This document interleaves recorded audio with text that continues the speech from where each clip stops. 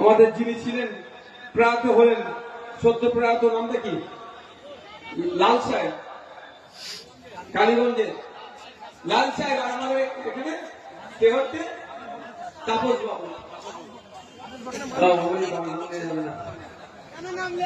ও বাবা, কোন সম্পর্ক আছে?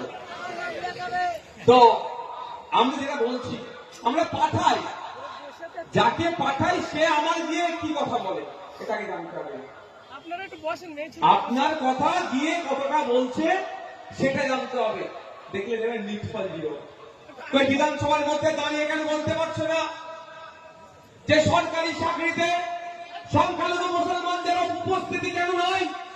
কেন বিধানসভার মধ্যে দাঁড়িয়ে বলতে পারছে না সরকারি চাকরিতে এসটি কোটায়, এসসি কোটাতে কেন নন এসটি এসসিরা চাকরি করছে?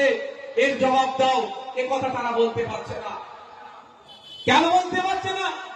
সরকারি